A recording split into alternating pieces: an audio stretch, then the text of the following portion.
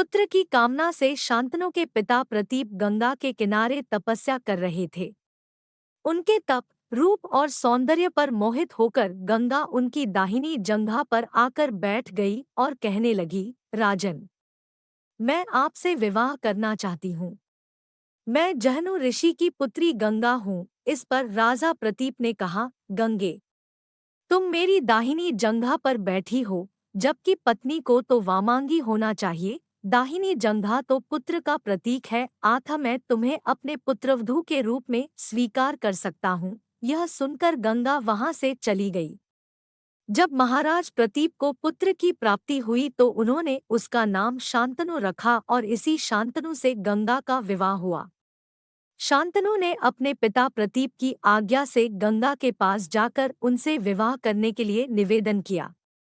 गंगा ने कहा, राजन, मैं आपके साथ विवाह करने के लिए तैयार हूँ, लेकिन आपको वचन देना होगा कि आप मेरे किसी भी कार्य में हस्तक्षेप नहीं करेंगे। शांतनु ने गंगा को वचन देकर विवाह कर लिया। गंगा के गर्भ से महाराज शांतनु को 8 पुत्र हुए, जिनमें से 7 को गंगा ने गंगा नदी में ले जाकर बहा दिया। वचन के बंधे होने के कारण शांतनु कुछ नहीं बोल पाए। गंगा का 8वां पुत्र हुआ और वह उसे भी नदी में बहाने के लिए ले जाने लगी तो राजा शांतनु से रहा नहीं गया और उन्होंने इस कार्य को करने से गंगा को रोक दिया। गंगा ने कहा, राजन, आपने अपनी प्रतिज्ञा भंग कर दी है, इसलिए अब मैं आपके पास नहीं रह सकती। इतना कहकर गंगा वहां से अंतर्ध्यान हो गई। महाराजा शांतनु ने अपने उस पुत्र को पाला पोसा और उसका नाम देवव्रत रखा। देवव्रत के किशोरावस्था में होने पर उसे हस्तिनापुर का युवराज घोषित कर दिया। यही देवव्रत आगे चलकर भीष्म कहलाए। एक बार द्यु नामक वसु ने वशिष्ठ ऋषि की कामधेनु का हरण कर लिया। इससे वशिष्ठ ऋषि ने द्यु से कहा कि ऐसा काम तो मनुष्य करते हैं, इसलिए तुम 8वां वसु मनुष्य हो जाओ।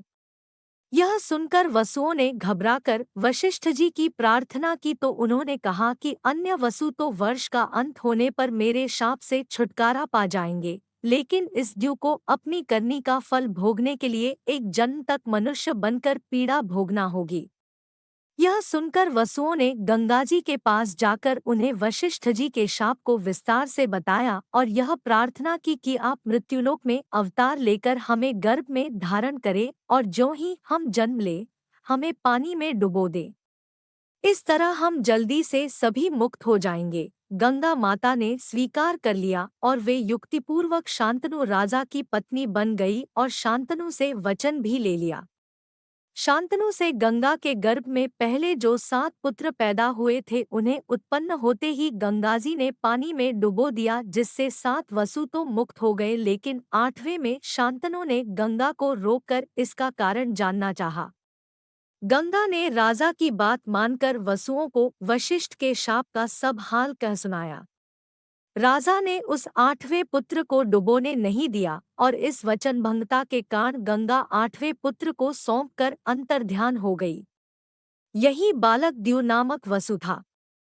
दोस्तों, वीडियो कैसी लगी कमेंट में ज़रूर बताएं, साथ ही वीडियो को लाइक शेयर ज़रूर करें। अगर चैनल पर नए हो तो चैनल को सब्सक्राइब ज़रूर करें।